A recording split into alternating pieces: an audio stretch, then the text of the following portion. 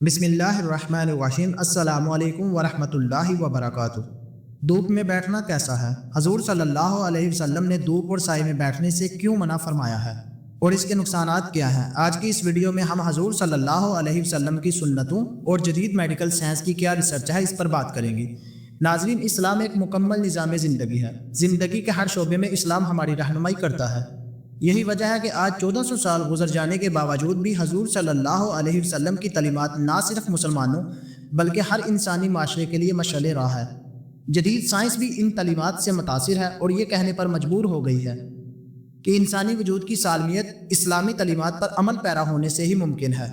حضور صلی اللہ علیہ وسلم دائیں طرف قبلہ رخ ہو کر آرام فرماتے تھے۔ آج سائنس کہتی ہے کہ دل بائیں طرف ہے۔ اگر انسان بائیں طرف لیٹے تو دل کی بیماریاں پیدا ہونے کا بھی خطرہ ہوتا ہے، کیونکہ بائیں کروٹ لیٹنے سے معدہ اور انتوں کا بوجھ دل پر پڑتا ہے، جس کی وجہ سے دوران خون اور دل کی حرکت میں کمی پیدا ہو جاتی ہے۔ نیند کے بارے میں تجربوں سے یہ چیز واضح ہوئی ہے کہ جن مریضوں کو مسلسل دائیں کروٹ سلایا گیا وہ مریض بہت جلد صحت یاب ہو گئے، اور جن مریضوں کو بائیں کروٹ سونے دیا گیا وہ مریض بے چین ہی رہے۔ آج جدید ریسرچ سے یہ بات بالکل واضح ہو چکی ہے کہ دائیں طرف سونا دل اور معدے کی بیماریوں سے بچاتا ہے، یہاں تک کہ بے ہوشی اور مسلسل بے ہوشی سے بھی محفوظ رکھتا ہے۔ اسی طرح حضور صلی اللہ علیہ وسلم کا بستر مبارک نرم نہ تھا۔ آپ صلی اللہ علیہ وسلم کا بستر چمڑے کا تھا۔ حضرت عمر رضی اللہ تعالیٰ عنہ سے مروی ہے کہ انہوں نے کہا، ایک مرتبہ میں نبی کریم صلی اللہ علیہ وسلم کی خدمت میں حاضر ہوا تو آپ صلی اللہ علیہ وسلم ایک بنی ہوئی چٹائی پر لیٹے آرام فرما رہے تھے۔ آپ صلی اللہ علیہ وسلم کی پشت انور اور اس چٹائی کے درمیان کوئی بستر نہ تھا۔ چٹائی کے نشان آپ صلی اللہ علیہ وسلم کے پہلو پر ظاہر ہو رہے تھے۔ چمڑے کے تکیے پر ٹیک لگائے ہوئے تھے جس میں کھجور کی چھال بری ہوئی تھی۔ اس حدیث سے یہ بات واضح ہوتی ہے کہ رسول اکرم صلی اللہ علیہ وسلم آرام دہ بستر استعمال نہیں فرماتے تھے۔ آج سائنس نے اس بات کو ثابت کر دیا ہے کہ آپ صلی اللہ علیہ وسلم کا یہ معمول میڈیکل اصول کے مطابق بے شمار فائدہ پر مشتمل تھا۔ سائنسی ماہرین نے اپنی ریسرچ میں آرام دہ بستر کے نقصان کچھ اس طرح بیان کیے ہیں کہ جب ایک چست اور چلتا پھرتا انسان آرام دہ بستر استعمال کرتا ہے تو اس کے جوڑ ڈھیلے پڑ جاتے ہیں، وہ زندگی کے عام معاملات میں بھی سست ہو جاتا ہے۔ بہت زیادہ نرم اور آرام دہ بستر گردے پر بہت برا اثر چھوڑتا ہے، یہاں تک کہ گردے کی نالیوں میں ایک پیچیدہ ورم اور سوزش پیدا ہو جاتی ہے۔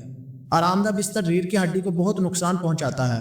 بچوں کی ہڈیاں نرم ہوتی ہیں، اگر ان کو آرام دہ بستر استعمال کرایا جائے تو ان کی ہڈیاں ٹیڑھی ہو جاتی ہیں اور پوری زندگی مزدوری ان کا مقدر بن جاتی ہے۔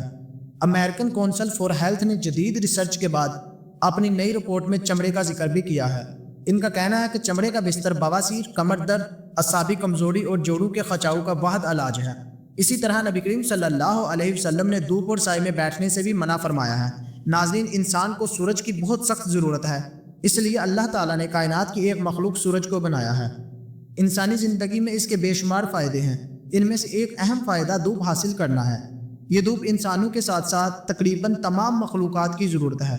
انسان کے اکثر کاموں کا دار و مدار دھوپ پر ہے۔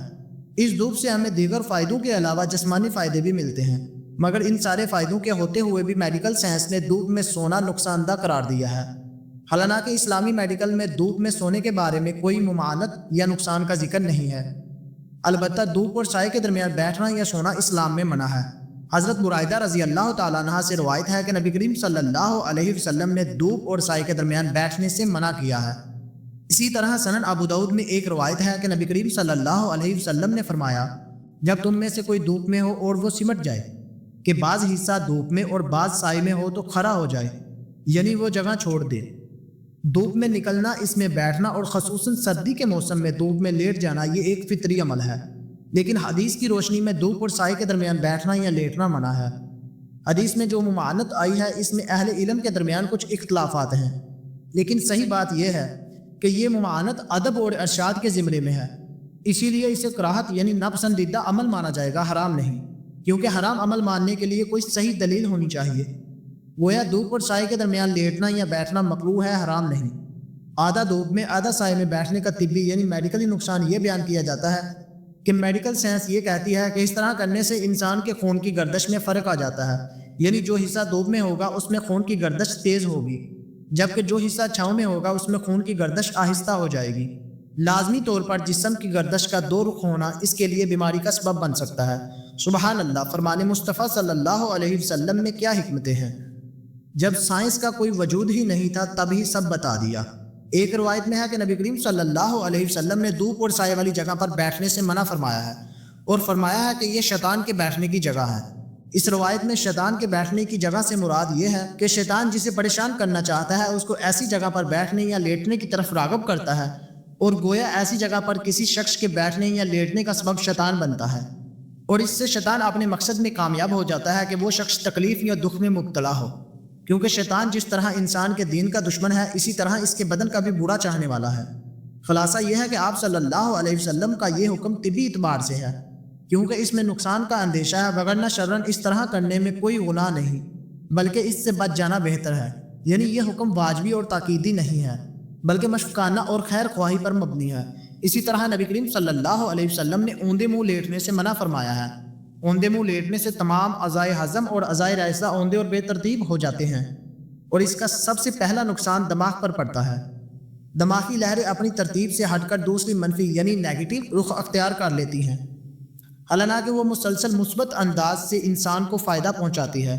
جب یہ لہریں منفی آتی ہیں تو آدمی کو ڈراؤنے خواب آتے ہیں، حتیٰ کہ ماہرین نفسیات کے مطابق ایسے شخص کی زندگی کا رخ بھی اپنی ترتیب سے ہٹ جاتا ہے اور وہ الٹی سوچ کا حامل ہو جاتا ہے۔ اسی طرح حدیث میں زیادہ سونے سے منع کیا گیا ہے۔ زیادہ سونے سے بدن میں سستی اور کسل مندی پیدا ہو جاتی ہے، جس سے دنیاوی کاموں میں حرج پڑتا ہے اور دین کو بھی تیزی سے نقصان پہنچتا ہے۔ زیادہ سونے سے مرگی اور بے خوابی کے مرض میں اضافہ ہوتا ہے۔ زیادہ سونے سے آنکھوں کی بیماریاں، خاص طور پر پپوٹوں کی ورم پیدا ہوتی ہے۔ زیادہ سونے سے بدخوابی کا مرض پیدا ہوتا ہے، اور بدخوابی کے مریضوں کے لیے تو زیادہ سونا سب میں قاتل سے کم نہیں۔ اللہ تعالیٰ ہمیں نبی کریم صلی اللہ علیہ وسلم کے مبارک طریقوں پر عمل کرنے کی توفیق عطا فرمائے اور ہمیں اپنے نیک بندوں میں شامل فرمائے، آمین یا رب العالمین۔ دوستو، اگر ہماری آج کی یہ ویڈیو آپ کو پسند آئی ہو تو ہمیں سپورٹ کرنے کے لیے ہمارے چینل کو سبسکرائب لازمی کریں اور کمنٹ سیکشن میں اپنی رائے کا اظہار کریں۔ شکریہ۔